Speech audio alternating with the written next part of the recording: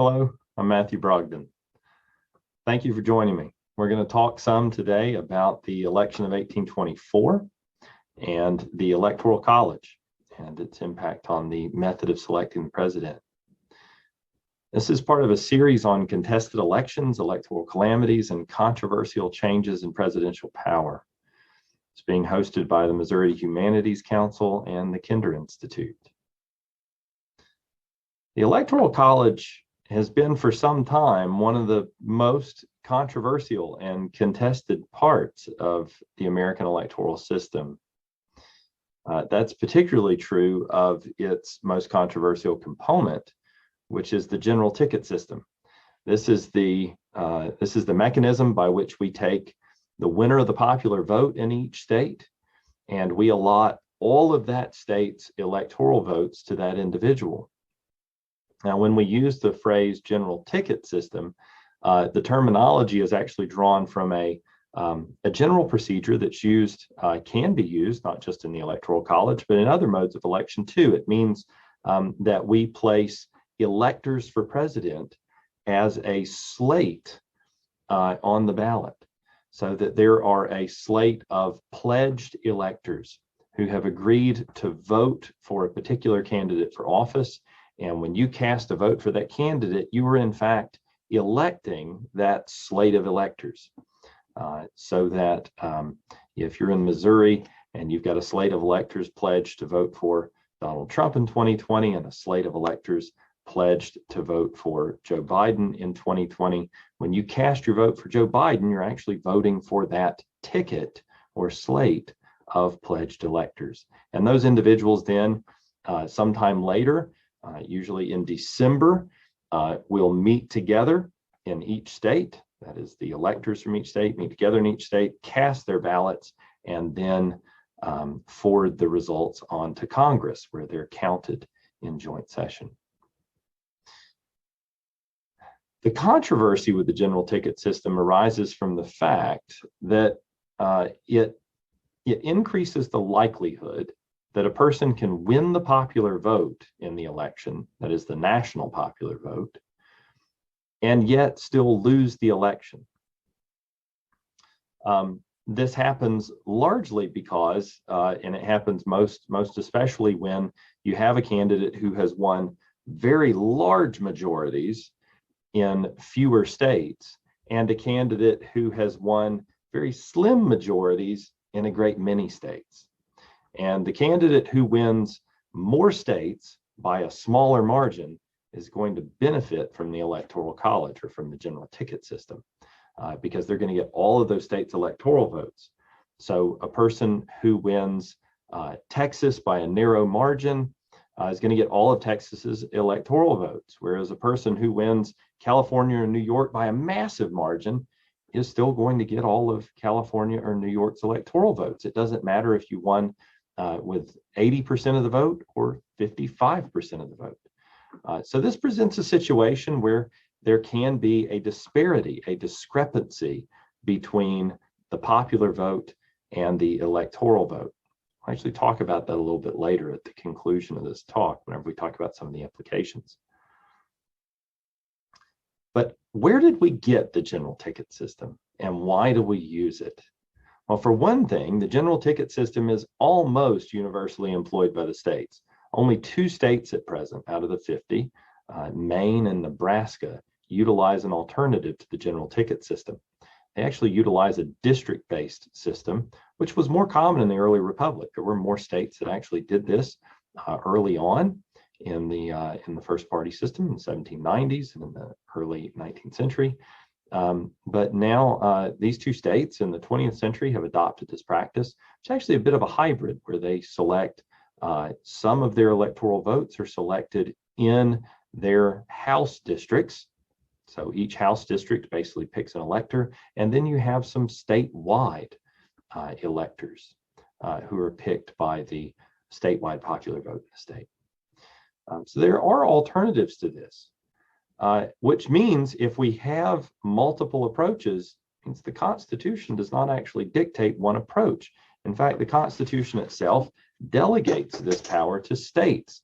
The framers of the Constitution originally in Article 2 and later in the 12th Amendment, did not see fit to specify the method by which electors would be chosen. Instead, they conferred that on states. And we can actually look at this in Article 2, Section 1 in the Constitution. If you got your pocket Constitution handy, and take a look. In Article 2, Section 1, we see in the second paragraph there, each state shall appoint in such manner as the legislature thereof may direct a number of electors equal to the whole number of senators and representatives to which the state may be entitled in the Congress. So we see here that states, in particular, state legislatures, are going to direct the manner in which electors are chosen. Now, of course, you've been paying attention. You know, there was a Supreme Court case just this last year that raised the question of whether states can require candidates to pledge themselves, or I'm sorry, not candidates, but can require electors to pledge themselves to particular candidates, and whether they can punish electors by fines and other consequences for casting their vote in a manner other than the way in which they pledged. In other words, what we call the faithless elector. The Supreme Court had an opportunity to construe this provision, in particular, to determine whether states can dictate to electors how they're going to cast their vote. And the court, of course, decided that states have, since the early republic in some cases, directed electors to vote in certain ways, and have quite often imposed fines and other consequences if electors fail to cast their vote as they pledged. So the court upheld that as a longstanding practice, though some of us think that that probably doesn't fit well with the constitutional text. This was a place where the court decided to give preference to longstanding practice and precedent over what seemed to be the apparent meaning of the text of the Constitution. In any case, states have this discretion to determine how electors are selected. And in fact, states since the 1830s have almost universally used this procedure. Now, before 1828, it's the year that Andrew Jackson was first elected president, before 1828, the rise of Jacksonian democracy, there had been quite a bit of variation in the way that states selected electors.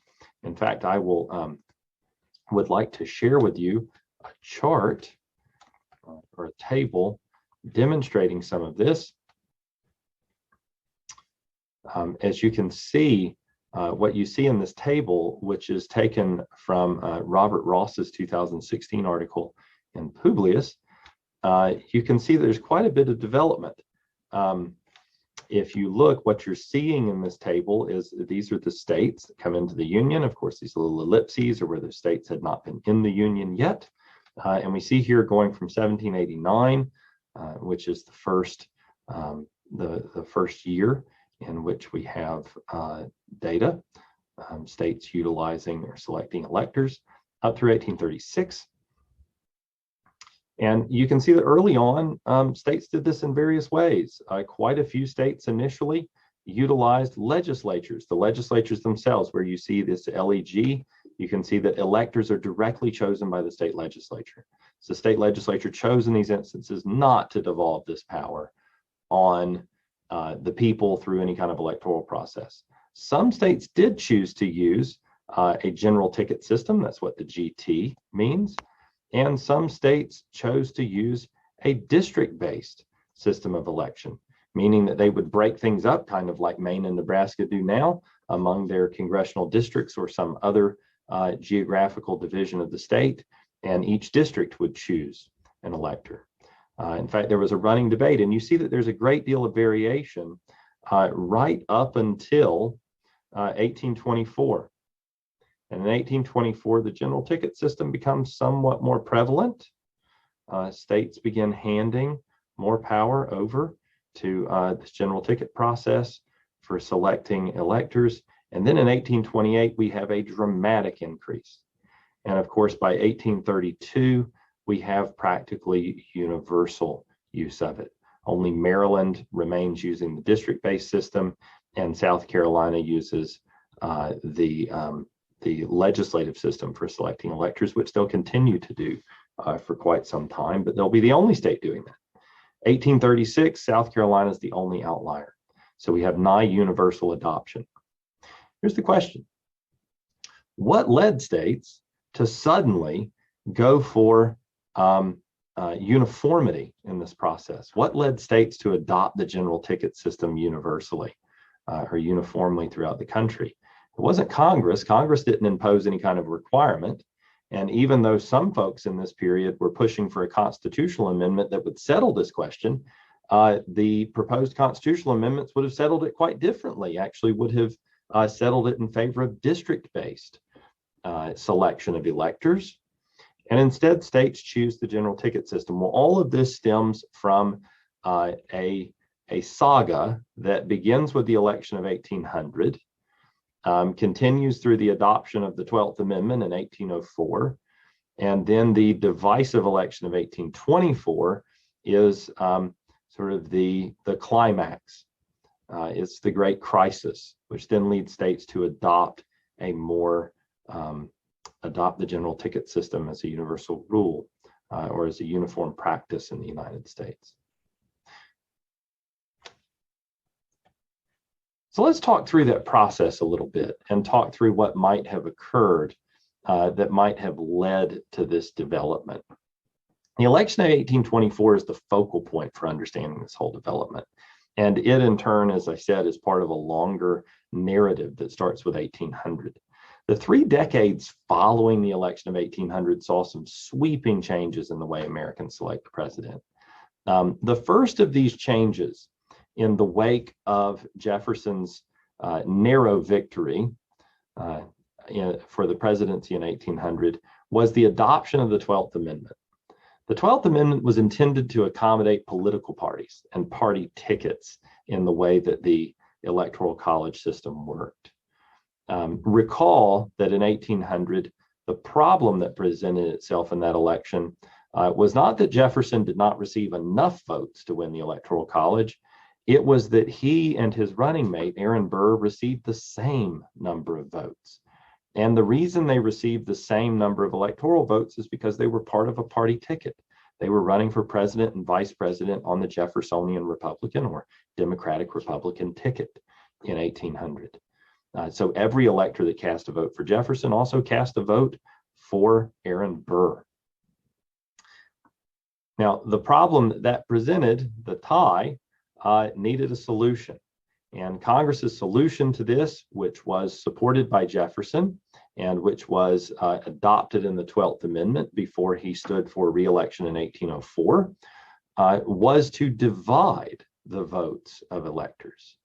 It was to change the way that ballots were counted, or I should say the way that ballots were cast. So the 12th Amendment took the Electoral College system, which originally involved electors casting 2 votes for president, one of which had to be for a candidate not of their own state. And they would cast 2 votes for president, and whoever got the most votes would win, as long as they got a number of votes equal to a majority of electors.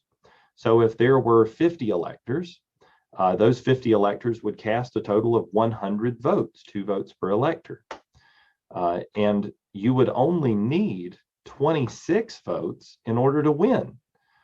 And as long as a majority of the electors cast at least one of their 2 ballots for you, you would win the election. So actually, you only needed 26% of the ballots cast. This is under the original Electoral College system in Article 2. The 12th Amendment changed this by dividing those 2, as we said. And now electors are going to specify one of their ballots for president and one for vice president. So if this had been in place in 1800, every elector would have cast a vote, or every elector that voted for Jefferson would have cast 1 ballot for Jefferson and specified it as president, and another ballot for Burr and specified that as vice president. The problem that emerged from this was that while the 12th Amendment distinguished the 2 ballots, it didn't change the conditions for winning. One still had to win the same number of ballots in order to win the election. You still had to receive the same number of electoral votes. So in our scenario, again, if we had 50 electors casting 100 votes, they're going to cast 50 votes for president, 50 votes for vice president. Now you've got 50 total votes for president where you used to have 100 total votes. And you still need a number of votes equal to the majority of electors. So you still need 26 votes. So you've cut the number of presidential votes in half and still required the same threshold for victory. This means it's going to be harder to win. We'll see where this comes in 1824 because it's going to cause quite a problem in a race with 4 different candidates. But we'll come back to that in a moment. First, I want to talk a little bit about what happens after the adoption of the 12th Amendment. Of course, the 12th Amendment is adopted to facilitate a 2-party system, to facilitate a system with Federalists and Democratic Republicans. And then the Federalist Party is snuffed out. The Federalist Party goes into decline after 1808. In fact, they don't even put forward, their caucus in Congress doesn't even put forward a candidate for president after 1808. So that there's really what we have between 1816 and 1820, those 2 presidential elections, is effectively a one-party system. In a one-party system like we have in 1816 and 1820, whoever gets the party's nomination is by definition the victor, so that nomination equals electoral victory. So a one-party system really renders moot, in a way, the accommodations of the 12th Amendment. 1824 raises a new problem. Another thing that's characteristic of a one-party system is fragmentation. It's not sustainable. If we have a one-party system, we're trying to contain all of the disparate interests that constitute the political order, especially in something like an extended republic like we have, and one that is growing and expanding. That becomes unsustainable. Those differing interests are sort of pushing outward against the sort of artificial compression into a single party. So Democratic Republicans fragment, and we see this in 1824. 1824, we wind up with 4 different candidates for the presidency, all of them somehow wearing the mantle of Jeffersonian republicanism, or for various stripes of Democratic republicanism, though that coalition is starting to fragment into different parties already. Already we have the makings of the Whig Party and of the Jacksonian Democratic Party, and of National Republicans and so forth.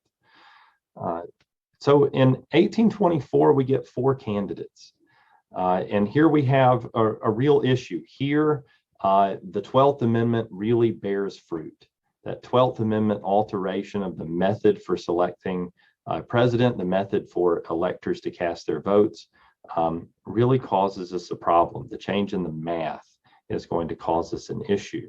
Because with 4 candidates, just to give you the rough numbers in this election, Andrew Jackson comes in with 38% of the popular vote and earns 99 electoral votes. Now remember that under the 12th Amendment's rules, you had to have a number of electoral votes equal to a majority of electors. Well, there are 261 electors at this point.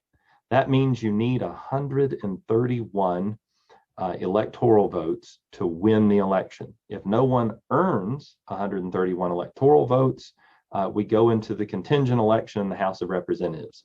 The top 3 vote getters go into the House, and we have a repeat of 1800 with the House of Representatives choosing the winner in the presidential election. Of course, worst possible outcome for the framers, we have Congress choosing the president, which undermines separation of powers.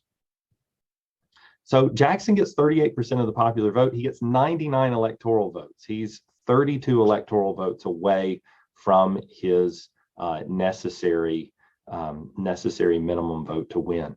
John Quincy Adams comes in second with 31% of the popular vote, just under a third, and earns 84 electoral votes.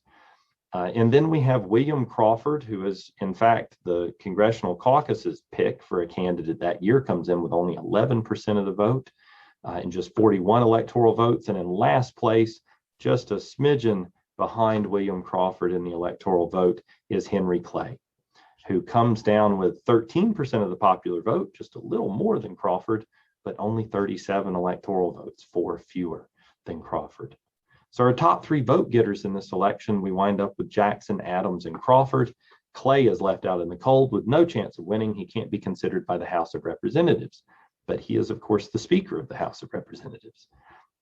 You all are probably familiar with this scenario.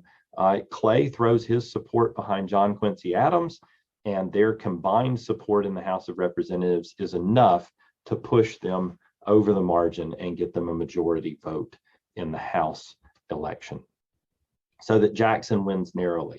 Despite having won by a significant margin in the popular vote, he had won a quite significant percentage, a quite significant plurality. In fact, he wins almost the same percentage of the popular vote that Abraham Lincoln is going to win in 1860, when Lincoln goes home with 38% of the vote, or somewhere just above that. Now, the problem in the system, imagine for a moment that we still had the old system where electors cast 2 votes for president, and we've got 4 candidates. And imagine in this situation that 99 of those individuals cast at least 1 vote for Jackson. That would have won him the election, because you would have had, Jackson would really only have needed a majority of the electors to cast at least 1 vote for him.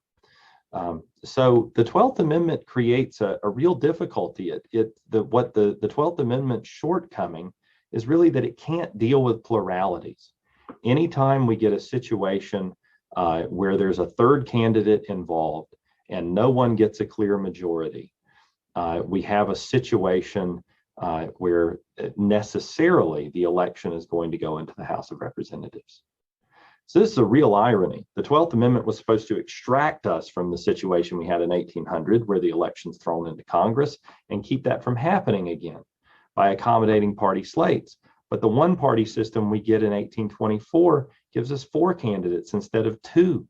And in that situation, the 12th Amendment actually deepens and aggravates the problem and makes it practically inevitable that any election where you have more than 2 candidates, if anyone's got on a mere plurality, Congress is going to decide the election. So that seems to be setting us up for a situation where in the future, Congress is going to decide a lot of presidential elections.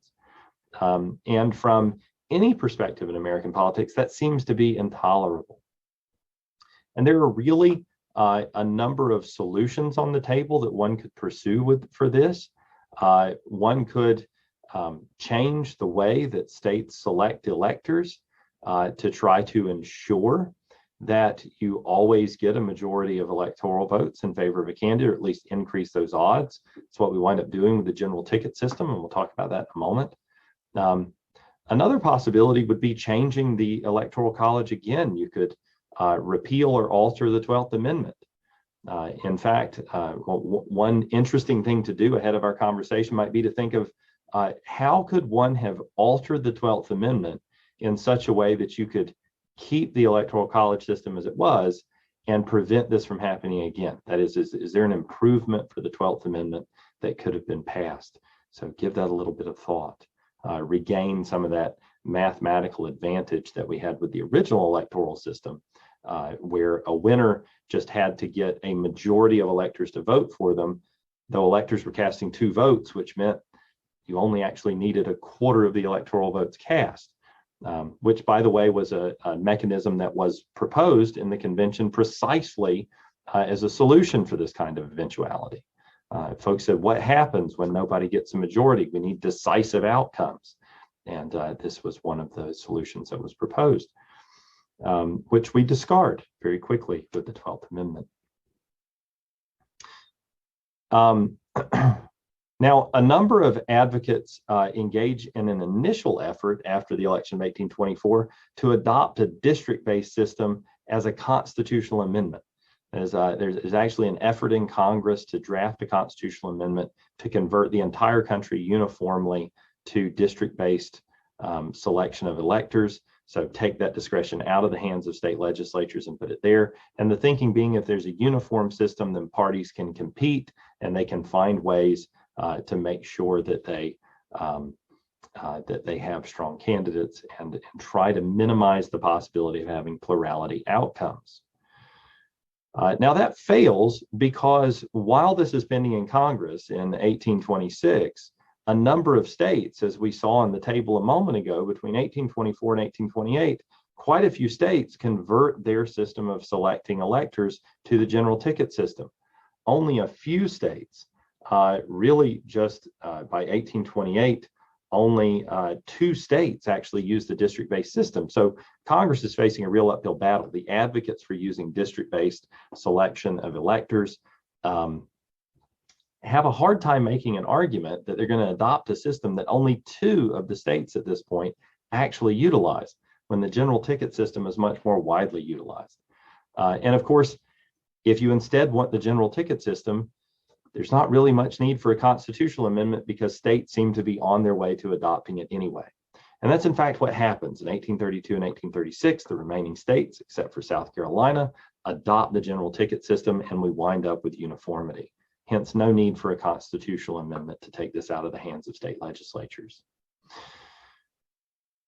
Now, why do we adopt the general ticket system? What's its advantage? Well, the basic advantage of the general ticket system is that it makes the electoral votes in every state a horse race, a first past the post race. One aspect of the general ticket system is that not only does it allot all of the electoral votes in a state to the winner of the popular vote, but in many states, it allots it to the winner of the popular vote, even if they only get a plurality. And what that means is that third-party candidates, or third or fourth or fifth candidates, marginal candidates, face no real possibility of winning. So that if you're in someone like Jackson's position, where you're a popular candidate, but you're facing 3 opponents, you really don't have to worry about those marginal candidates. You've just got to be the first one across the finish line. And I don't know if everyone's familiar with the psychology of the wasted vote, but voters in a situation like that are going to look at the situation and say, well, you know, I really like Henry Clay a little bit better than Andrew Jackson.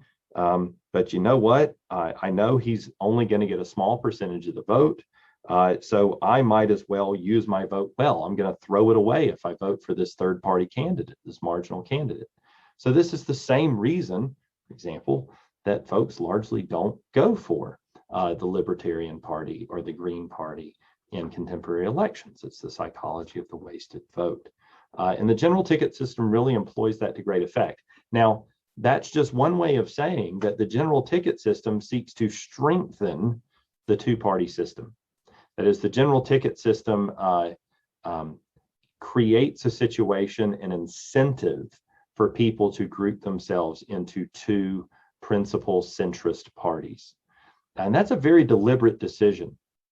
And if you wanted a really insightful discussion of this effort to reinstitute a 2-party system, to bring it back after it had died with the one-party system and the death of the Federalist Party in the teens, if you really wanted to see an account of the rationale that's driving this, you could look at some of the accounts of Martin Van Buren's thought. Van Buren's a Jacksonian Democrat from New York who really masterminds the redevelopment and I guess a reinvigoration of a 2-party system. And there are really 2 parts to that effort. One is the adoption of the general ticket system, so that you can sort of make sure that in each state the most likely outcome is going to be a 2-horse race. So it's really going to be 2 primary parties that are going to have 2 principal parties that are going to have the most viable candidates in each state. And also there was also an effort, or probably potentially the more important part of Van Buren's effort to reinvigorate the 2-party system, was a change in candidate selection. Van Buren advocated and got a system of national party conventions to choose candidates instead of having a congressional caucus. So another casualty of 1824 is King Caucus. People are really dissatisfied with the notion of Congress picking presidential candidates. And you can imagine that now. If Congress was responsible, Democrats in Congress got to pick the Democratic candidate for office and Republicans in Congress got to pick the Republican candidate, it would embroil Congress in the politics of presidential primaries. In fact, that notion of presidential primaries is a modern notion. It's something that's displaced the National Party Convention. But Van Buren and others still want political elites in the parties to pick candidates, but they don't want it to be in Congress. So the solution to that is the development of a national party convention that will meet to select the candidate and will draw delegates from all over the country so that you'll get national candidates that represent a party coalition that spans the whole country. That's not sectional, right? That was another lesson in 1824. Sectional candidates were a real problem. In 1824, we had two Western candidates, a Southern candidate, and a New England candidate, all of whom represented these disparate interests. And one of the benefits of a two-party system was to have party coalitions, national party coalitions that represented cross-sectional interests that weren't simply sectional parties. In fact, I think Van Buren would see himself as something of a prophet in 1860 when the country fragments again into sectional parties and we get civil war. So this is one of the things the two-party system is supposed to militate against and resolve, is the danger of sectional parties and the danger of indecisive or uncertain or contested outcomes in presidential elections. So the real benefit of the general ticket system then are these decisive outcomes and the way in which they buttress and reinforce the two-party system. So here's a question. How does the system of presidential selection that emerges from these developments, from the contested election of 1800 and the 12th Amendment that follows, and then from the contested election of 1824 and the general ticket system that follows, how do these diverge from or maybe improve upon the framers' design? That system that we find in Article 2 and that we find explained in places in the Federalist Papers like Hamilton's Federalist 68, and as we find advocated for in the Federal Convention itself. How do these changes or developments diverge from or improve upon that design? So in a really crude outline, I would say that the framers sought, among other things, this is not a complete account, and the framers are not a sort of unified body on this. There's in many ways a different rationale that animates the convention whenever they're considering the Electoral College than we find in Hamilton's Federalist 68. Hamilton's is just one voice in that debate and a quite different one. So I don't want to collapse the whole founding generation or the whole body of the framers into sort of one state of mind. But there were at least some common aims that they had in framing the Electoral College. And I would say there are at least three of these that are evident not only in the convention debate, but also in Hamilton's Federalist 68, even though I recognize the divergence between those things. One of these was to create a tie of responsibility between the president and the people. That was to make the presidency a Republican executive, one that represented the people or was held in responsibility to the people. Second was to provide a stable and decisive electoral process, one where contested outcomes were rare, so that whenever we engaged in this process of selecting a president, the outcome of that was decisive. And the third was to avoid congressional selection and thus to protect the separation of powers. That is, to avoid a situation where the president owes his office to Congress. And one could actually argue that there was a similar argument about state legislatures. That some delegates at the convention were fearful that presidential selection would leave the president beholden to state legislatures as well, though that's a little bit less of a concern. So given these sort of criteria, these aims, a tie of responsibility to the people, decisive electoral processes, and avoiding congressional selection. How do these changes stack up? Well, the 12th Amendment will say partially secured popular selection. That is, the 12th Amendment did accommodate the two-party system, and by doing that, in Jefferson's vision, the Jeffersonian vision for this was to give people a discrete choice between two coherent parties, and in that way provide a means of focusing public attention on the presidency and making it a representative of public opinion. And that was a very important change that happened with the rise of Jeffersonian democracy, or Jeffersonian republicanism. On the other hand, as we've seen, the 12th Amendment seemed to deepen the problems of decisiveness and congressional involvement. Part of that's because while the 12th Amendment accommodated the two-party system, it was also totally contingent and reliant on the two-party system. The kind of balloting we use in the 12th Amendment simply doesn't work or produce decisive outcomes without a strong two-party system. They have to go together. And we saw that occur in 1824, and we saw accordingly, and corresponding to that, the congressional involvement that comes in the wake of an indecisive outcome, of a contested outcome in the election. Now, we'd have to say, so while the 12th Amendment is really a mixed bag here, and seems largely to fail to secure the aims that the framers had in mind, and I would say that even the framers of the 12th Amendment had in mind, the general ticket system is arguably much more successful. It is arguably successful even at securing the responsibility to the people. It hasn't entirely solved the problem of undemocratic outcomes in presidential elections. We do have several occasions, at least 1876, 1888, 2000, 2016. Those 4 elections, certainly in those instances, the winner of the popular vote lost the election, lost the electoral vote. And that was in large part attributable to the general ticket system. Some might even defend this, though, on the ground that the Electoral College, while it doesn't always secure a nationally democratic outcome, does secure a federally democratic outcome.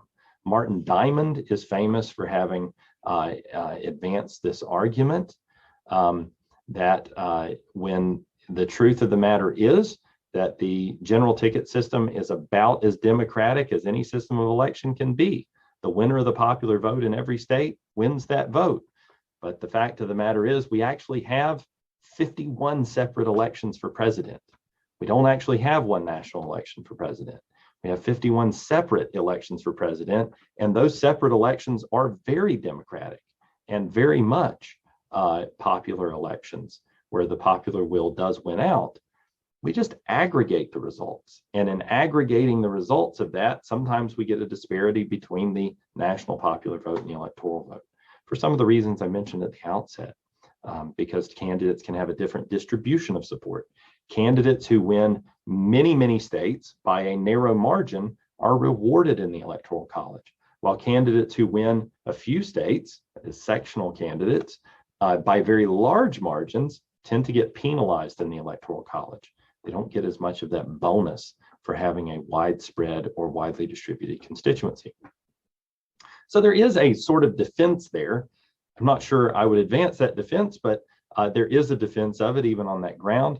But it's clear that the general ticket system has failed on a few occasions, at least 4 of those occasions, to hand the election to the winner of the popular vote. On the other hand, the general ticket system has excelled at producing decisive outcomes. Now, that may seem an odd thing to say because in the last few years, in the last 20 years, we've actually had 2 contested outcomes. In 2000 and in 2016, we had contested outcomes where we had this disparity. And one of those, 2000, had to be settled in a lawsuit. And the other in 2016, of course, results in doesn't result in contestation, but eventually in 2020 sort of boils over into a good bit of conflict. I would like to show you another table that I think may help illustrate some of this.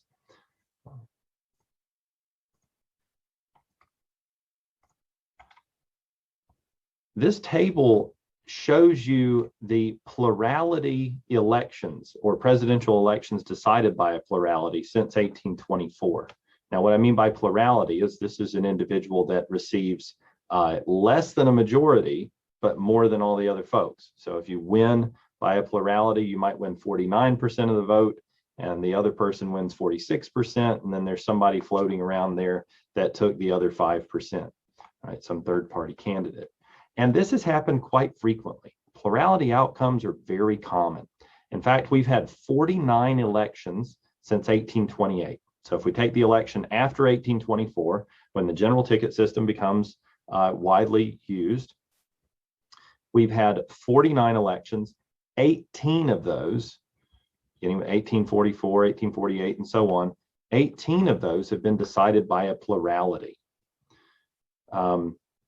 Of course, 4 of those in turn, 1876, 1888, 2000 and 2016, and depending on how you count the votes in Mississippi and Alabama, for Dixiecrats, maybe 1960, we could sort of take those out. So we've got 13 or 14 of these decided by plurality, and the winner of the plurality wins the election. But in any case, a third of the time since 1828, no candidate is getting a majority of the vote. 1/3, 1 in every 3, actually more than 1 in every 3 presidential elections, no candidate's getting a majority of the vote. Yet notice what the Electoral College does. It almost always magnifies the popular vote, so that where you have a narrow margin, so take, for example, it's a good example here, 1880. Garfield takes only 48% of the 48.3% of the national popular vote. Hancock takes 48.2%. This is a very, very narrow election, but look at the margin in the Electoral College, 58% to 42%. We have a much wider margin, and that is universal, with the exception of those years, 2000, 2016, 1888, and 1876, and all of these other cases. We took plurality outcomes in very narrow elections, which means potentially contested elections, close elections that are contested, where you have allegations of voter fraud and so forth, tend to breed instability.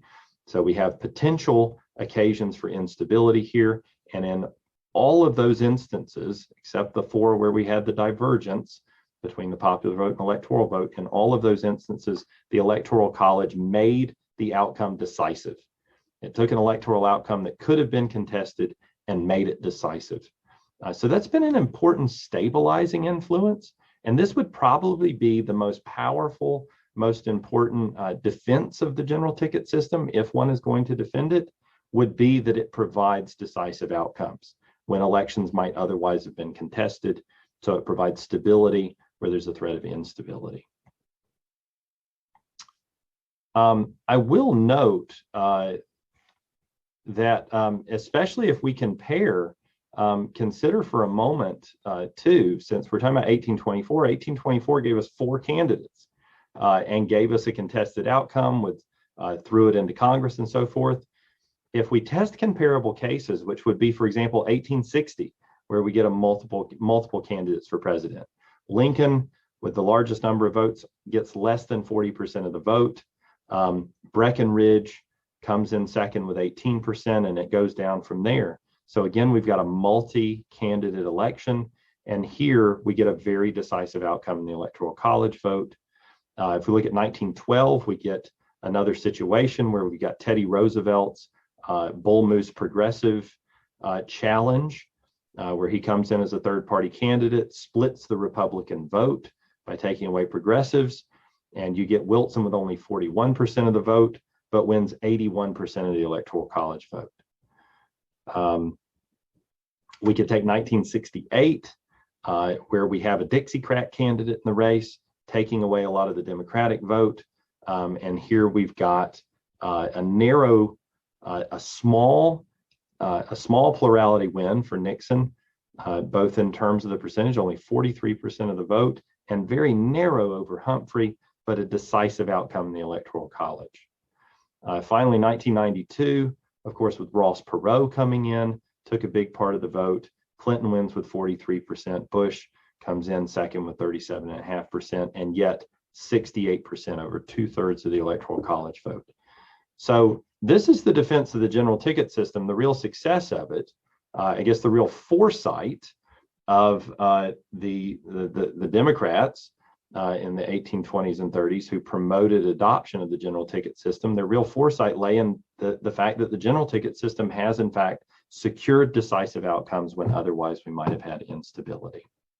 It's consistently magnified the margin of victory in plurality elections and turned close elections into decisive outcomes. And on the last criterion, keeping the election out of Congress, well, at least on the grounds that candidates didn't get enough electoral votes, the election has never again been thrown into the House. We've never again had to pursue this, at least with respect to the presidency. There was one occasion where the vice president didn't get enough electoral votes.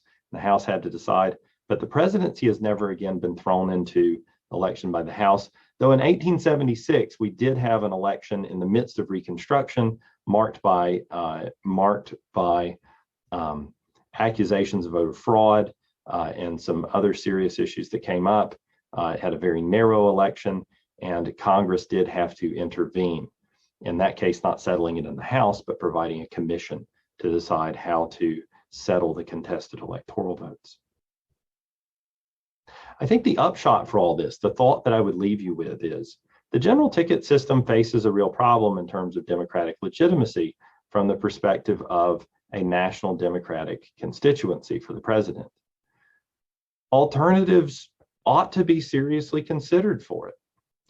But the experience of 1824 and the durability of the general ticket system should remind us that any feasible alternative really needs to provide decisive outcomes and the political stability that goes with decisive outcomes.